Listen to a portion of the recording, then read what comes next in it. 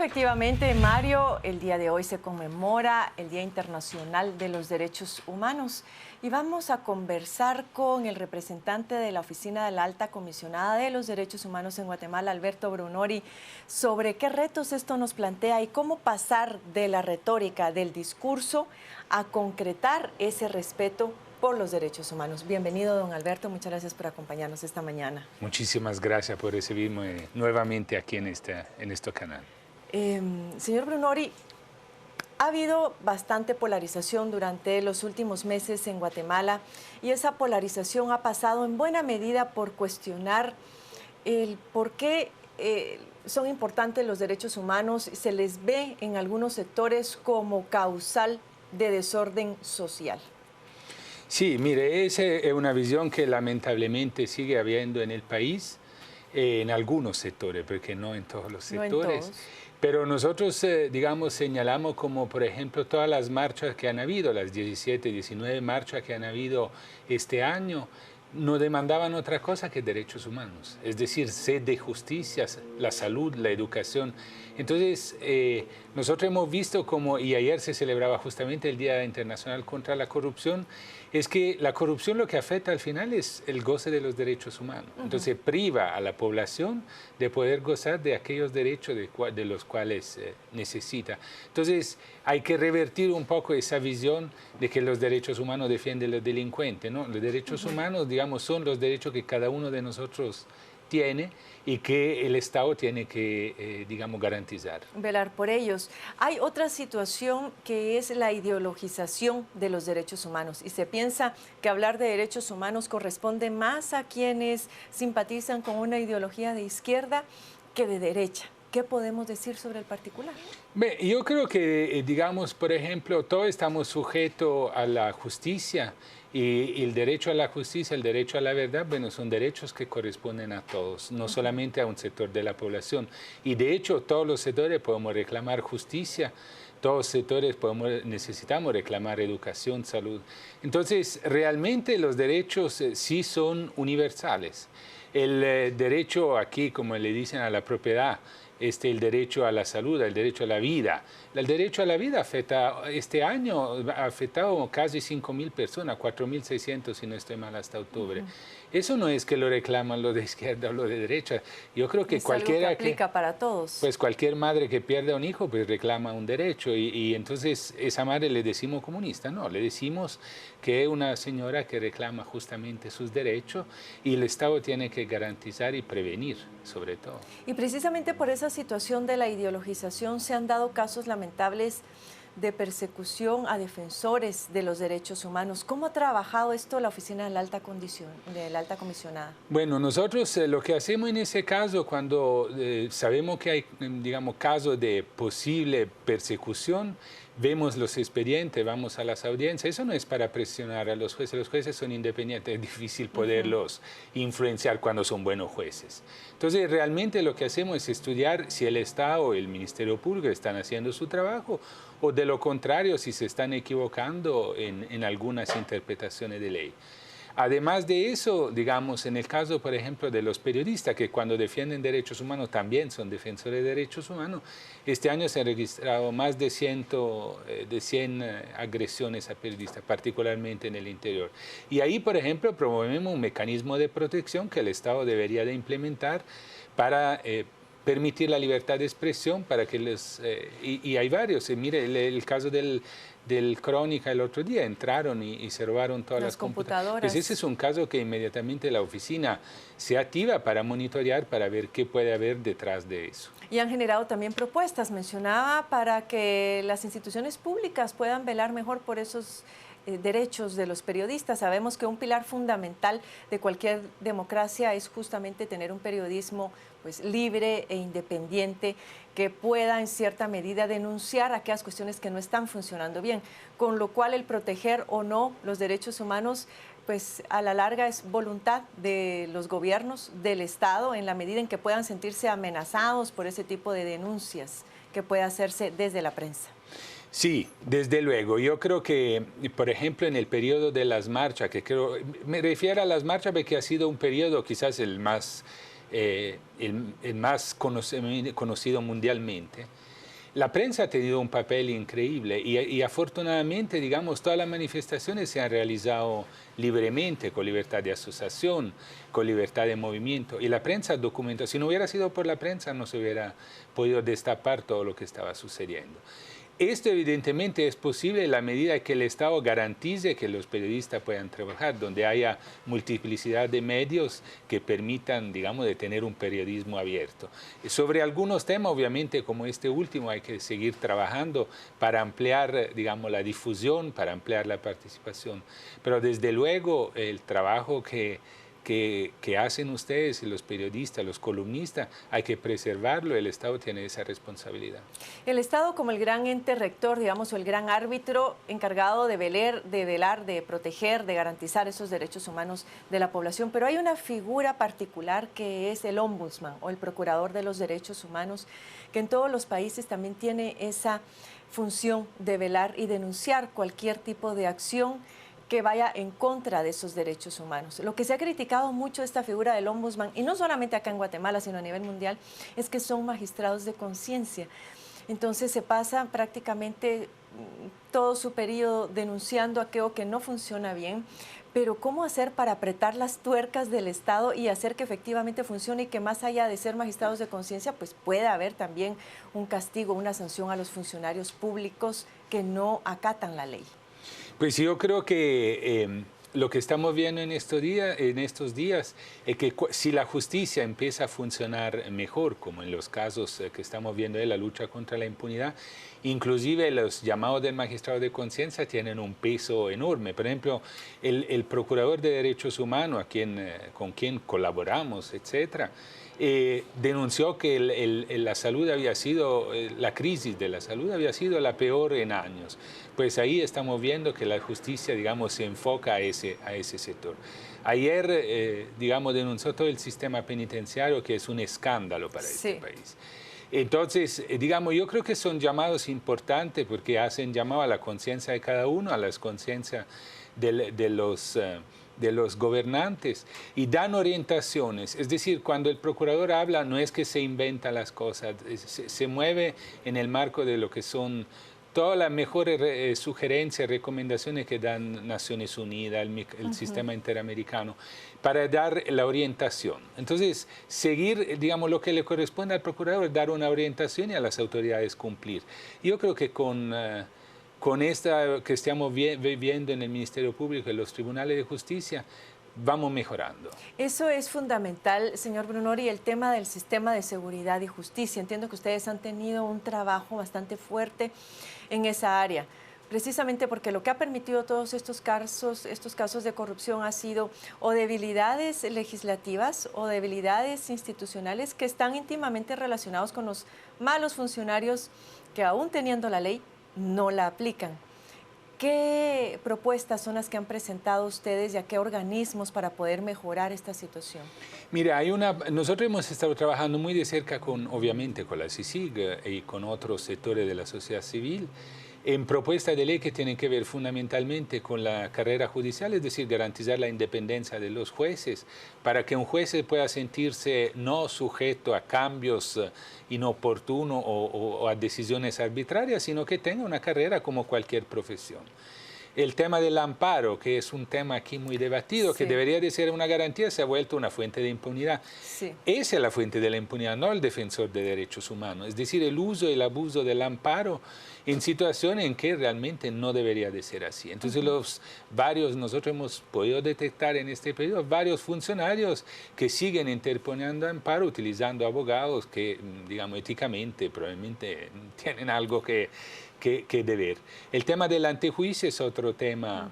El antejuicio es un tema del puesto, no de la persona. Entonces, si yo soy un alcalde y mato a uno, no tiene nada que ver, digamos, el antejuicio no me aplica, porque es en el ejercicio de la función. Entonces, hay una serie de reformas que estamos planteando conjuntamente con la de CICIG, inclusive la reforma del Ministerio Público, la ley del Ministerio Público, que debería de garantizar una mayor independencia. De la carrera judicial. De la carrera judicial, de orden público, es decir, una serie de leyes que pudieran garantizar, y eso es lo que quisiéramos dejar, digamos, a este país, un sistema de justicia que funcione plenamente independiente, donde los jueces buenos se sientan confiados en hacer su trabajo y los malos pues sean procesados. Y puedan salir del sistema. No hay duda de que todo este tipo de legislaciones van a tener que ser impulsados con más fuerza a partir de enero del próximo año, cuando la nueva legislatura tome posesión de sus cargos. Pero hay un tema sumamente sensible también, en que venimos hablando de ello desde la firma de los acuerdos de paz, que tiene que ver con la inclusión,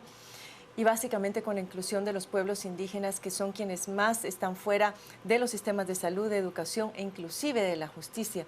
Hace poco se presentaba un estudio sobre la importancia del peritaje cultural para una buena aplicación de justicia. Hay muchísimos temas que hablar sobre esto, y es un tema que atraviesa todo, y precisamente por ser tan grande, no se sabe por dónde empezar. ¿Cuál es la propuesta desde la Oficina de la Alta Comisionada, considerando que ahora el tema de la inclusión es un tema básico y central de la agenda de los Objetivos del Desarrollo Sostenible?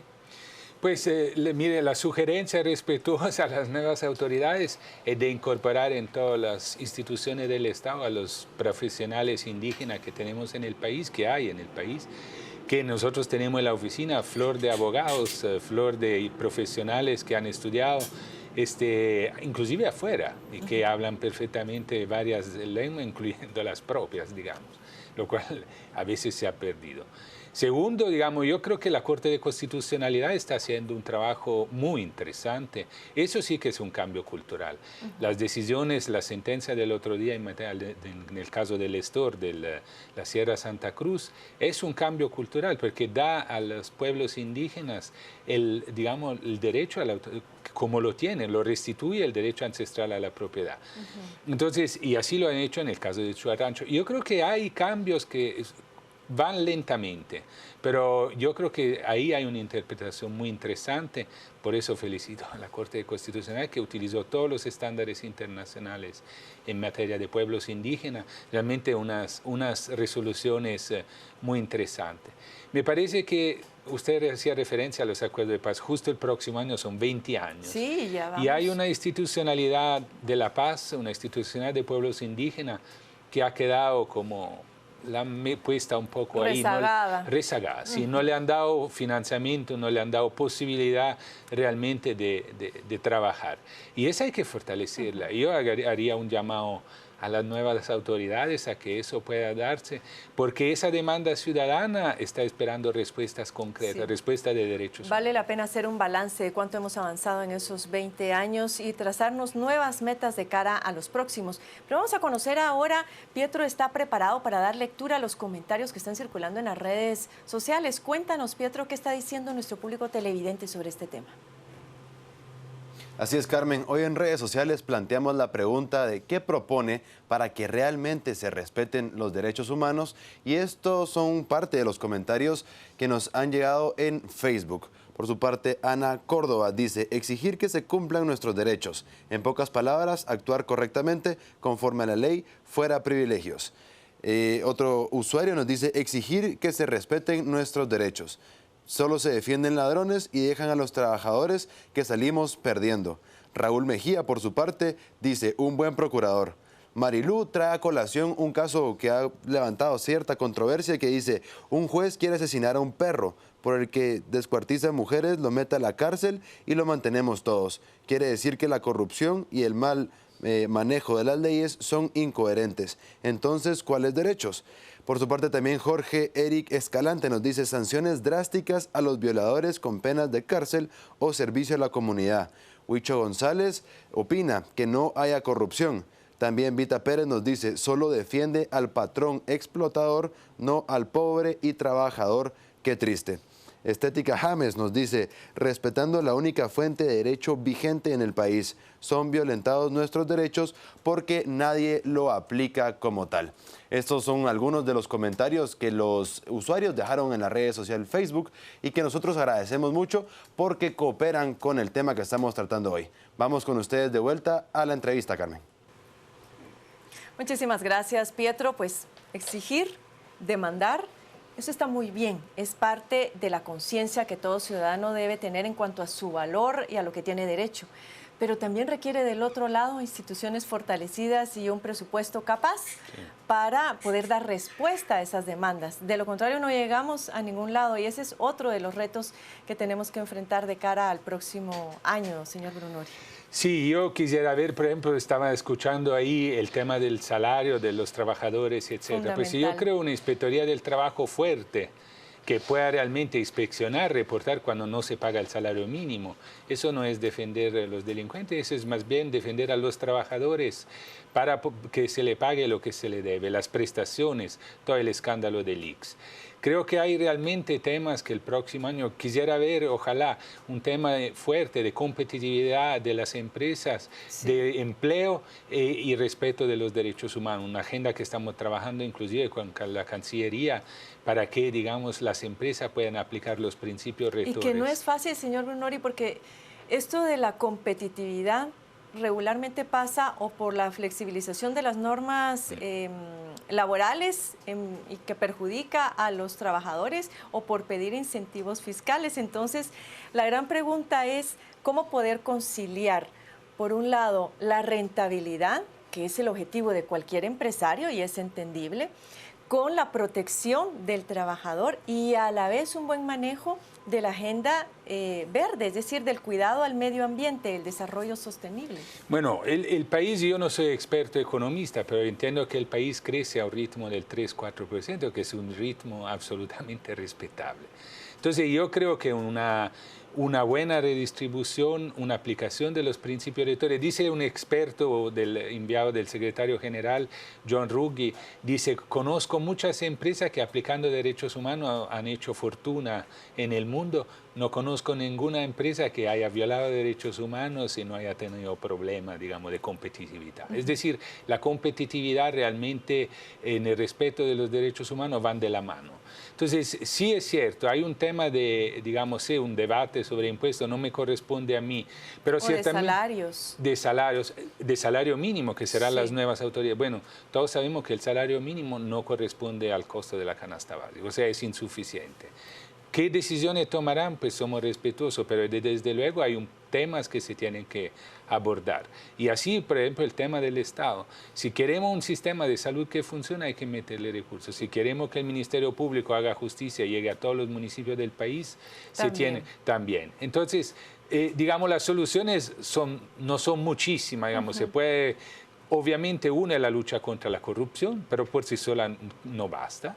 La otra es reducir, digamos, el gasto superfluo y necesario. Y reorientarlo correctamente. Y reorientarlo correctamente. Y el tercero, ese es el tema de los impuestos, que el país tiene que debatir qué tipo de Estado quiere. Y yo creo que las nuevas autoridades tienen ese reto.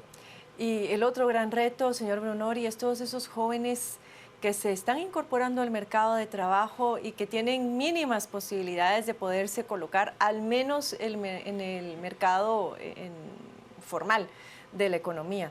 Es decir, acá tenemos muchísima informalidad y muchísimo emprendedurismo, pero en buena medida no es porque seamos exageradamente creativos, sino porque la necesidad nos hace ser creativos para poder sobrevivir.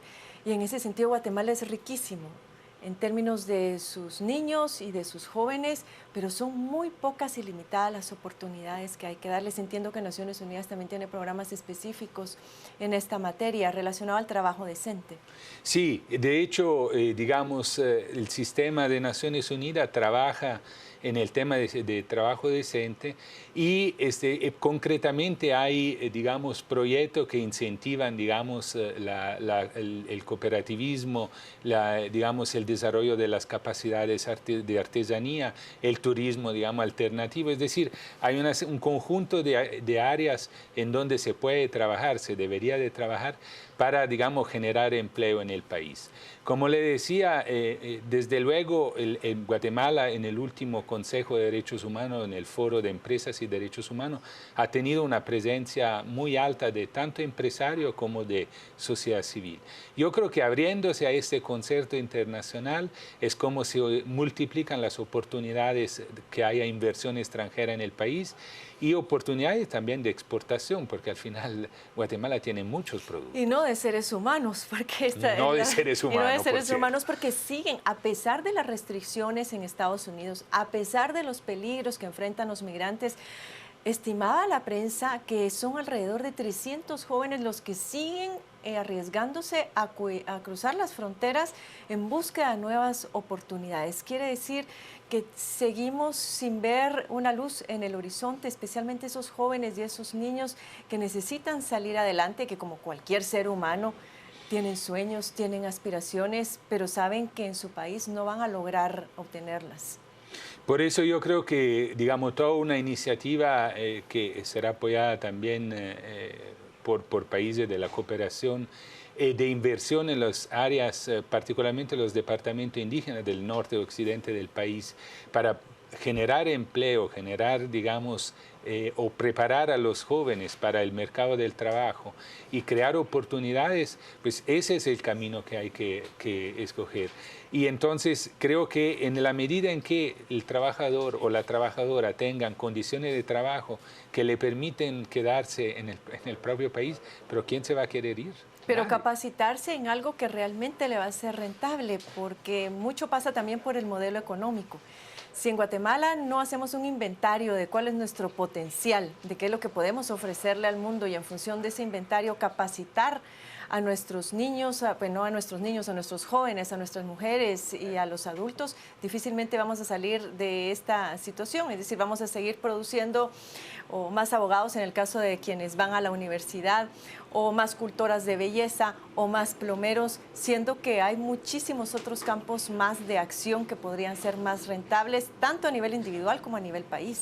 Desde luego, por eso creo que es fundamental atraer inversión extranjera y por eso hacía referencia al tema de la empresa de derechos humanos del Foro en Ginebra, porque realmente sí se necesita un plan de inversión y yo creo que las nuevas autoridades tienen una oportunidad para abrir el país y que se conozca lo bueno del país y que se conozcan, digamos, las oportunidades que ofrece el país.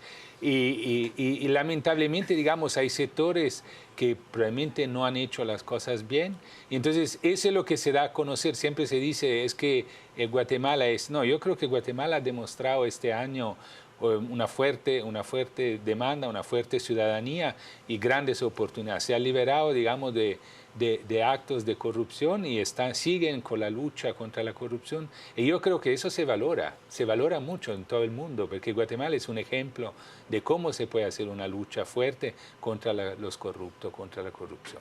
Un último mensaje, señor Brunori, ya prácticamente se me terminó el tiempo, pero ayer teníamos acá a la secretaria de Planificación de la Presidencia hablándonos sobre el proceso de transición y nos decía que también por estos días la cooperación internacional va a tener un encuentro con las autoridades electas para poder hacer ese traspaso de las agendas internacionales de los pendientes y la manifestación de apoyo. ¿Cuándo va a ser esto y cómo se contempla realizar? Nunca, no tengo exactamente la fecha en cuándo va a ser, pero sí puedo decirle que no es la primera reunión que se ha dado. Han habido varias formas de reunión entre el gobierno electo, la comunidad internacional y el gobierno de transición. En el caso personal, digamos, he tenido la oportunidad inclusive de encontrar al presidente electo y hemos, digamos, planteado algunos temas de derechos humanos, el tema de la desnutrición, el tema, digamos, de la apertura internacional al Consejo de Derechos Humanos, etc. Entonces, hay un trabajo que se viene haciendo desde cuando ya, digamos, desde el 26 de octubre, si no estoy mal, y yo creo que eso se va concretando poco a poco. Ciertamente hay poco tiempo, pero sabemos las dificultades que hay de este momento porque las demandas son miles, pero por supuesto la responsabilidad de Naciones Unidas, de la Oficina del Alto Comisionado, es asistir a las autoridades a que recibir esa agenda y ayudar a las nuevas autoridades a implementarla. Muchas gracias, señor Brunori, por sus opiniones, por habernos acompañado esta mañana y darnos elementos para la reflexión. Vamos a estar en Canal Antigua, pues dando seguimiento a todas estas actividades que se van a llevar este día alrededor de esta conmemoración al Día Internacional de los Derechos Humanos, tal cual se hizo el día de ayer con la conmemoración del Día en contra de la corrupción. Pero sin más, volvemos con Mario y con Pietro a la mesa principal.